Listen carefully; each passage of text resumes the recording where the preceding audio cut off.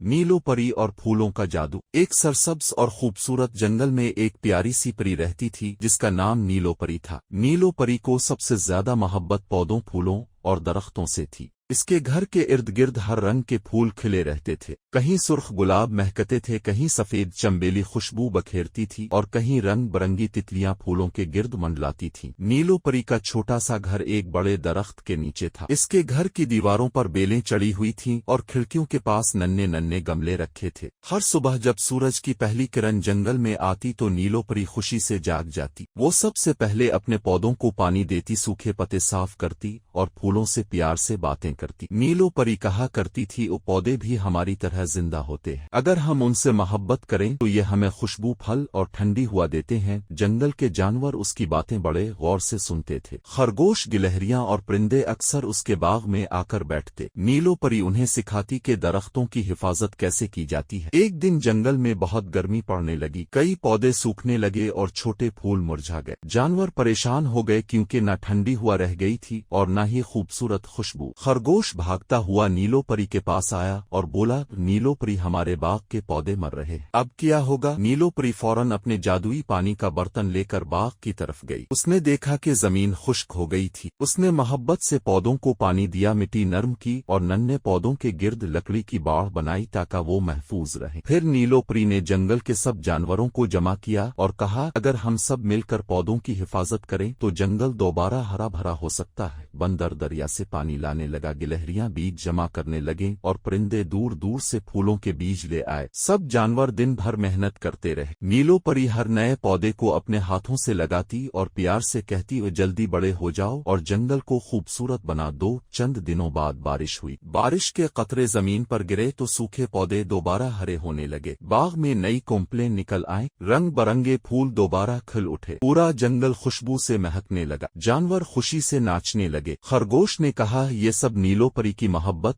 और मेहनत की वजह से हुआ है। नीलो परी मुस्कुराई और बोली, ये सिर्फ मेरा काम नहीं, हम सब ने मिलकर अपने जंगल को बचाया। इसी रात जुगनू की रोशनी में जंगल बहुत खूबसूरत लग रहा था। हवा ठंडी थी और दरख्त खुशी से झूम रहे थे। नन्ही चिड़ियां मीठे गाने गा रही थी। एक बूढ़े दरख्त ने आहिस्ता से कहा, जो लोग पौधों से मोहब्बत करते हैं, कुदरत भी उनसे मोहब्बत करती है। नीलो परी ने खुशी से आसमान की तरफ देखा। उसे अपने हरे भरे जंगल पर बहुत फख्र था। इस दिन के बाद जंगल के सब जानवर रोज नए पौधे लगाते और उनका ख्याल रखते थे। यूं नीलो परी ने सबको सिखाया कि दरख्त और पौधे हमारी जिंदगी का बहुत अहम हिस्सा है। अगर हम उनकी हिफाजत करें तो दुनिया हमेशा खूबसूरत और खुशहाल रहेगी। अखलाक, पौधों और दरख्तों से मोहब्बत करना हमारी जिम्मेदारी है क्योंकि यही हमें जिंदगी देते हैं।